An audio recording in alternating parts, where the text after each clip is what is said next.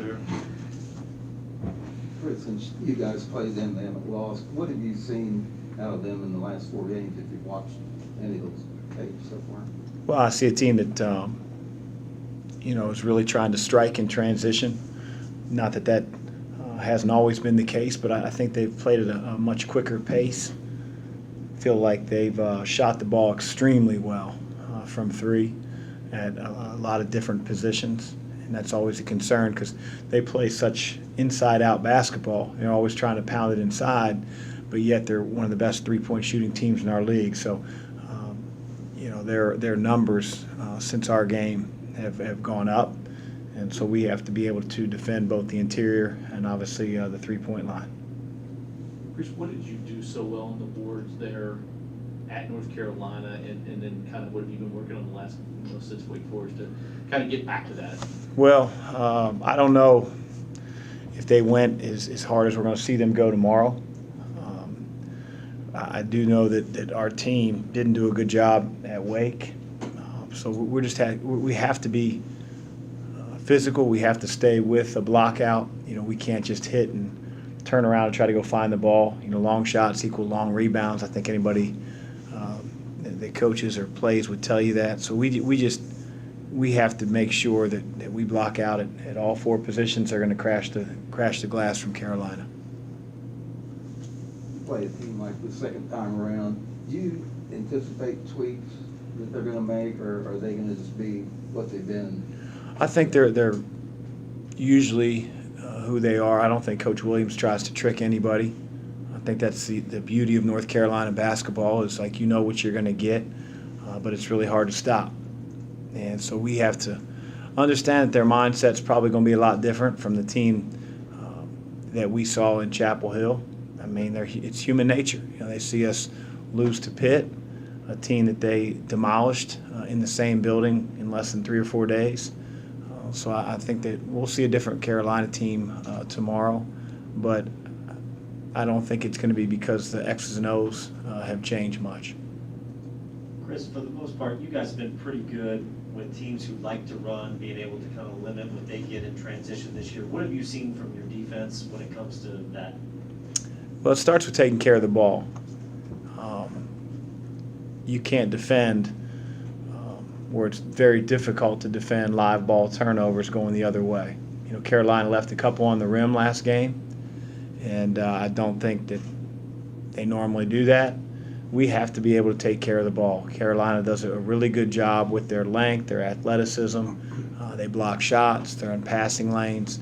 We have to be able to handle their pressure and make sure we get a shot. And if we turn the ball over, it better be 3 seconds or a traveling violation so the ball's taken out of bounds and we can set up our defense. So that's where it starts. You mentioned their three-point shooting, which has been really, really good over the past few games especially. How were you guys able to hold them to just 3 of 22 when you were there last time? Were their shots just not falling, or was there something you were doing? Probably a mixture of both. I don't think they shot it very well when they had open looks. I thought our guys were in tune to their screen away motion when their Carolina secondary doesn't produce a shot. So usually when it's that off, it's generally because you're playing good defense, and then it's combined with they miss some open looks when they do have ones that are open. Do you think that game down at Carolina, with the way that you guys were able to beat them, did that give your kids confidence moving forward? It kind of started the run that you guys are on? I thought it brought our focus back to the game before. A lot of times 19 to 22-year-olds don't need confidence, they need reality. CC said it was staying out of the lane, but from your perspective, if there is one thing that the team didn't get from your defensive concept that they didn't get earlier in the season to now, what do you think that they do a much better job of now? I don't think it's very difficult. I think it's a matter of keeping the ball in front of you. What's difficult is maintaining concentration off the ball, which leads to on-the-ball closeouts either being poor or good. So I think our concentration level has been raised. That's generally begins with a level of care. When you don't want to let your teammate down, you don't want to be the weak link. And no matter what defense you play, zone, man, if you can't keep the ball handler in front of you, you're asking secondary defenders to either help, step in, block shots, and it just leads to so many bad things. And I think we've gotten better in that area. I don't sit here and bang my hand on the table and say that we've arrived.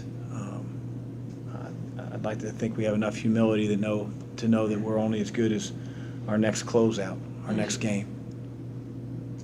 What went into Enoch's good game last time, and I'm assuming you need a big game out of him tomorrow? He's a good player. I think he's gaining confidence as the season's gone on. He is the biggest guy on the floor most nights. And, Carolina pressures. They extend on the perimeter. And that should allow you to get one-on-one position if you're willing to work and without a lot of post-crowding or doubling. And so I thought he did that really well in Game 1. It doesn't give him any advantage for Game 2 other than they're going to try to take it away even more. What else? All right, thank you. Yep. So you're a big Taco Bell fan? Oh, yeah. It's good. It's good stuff.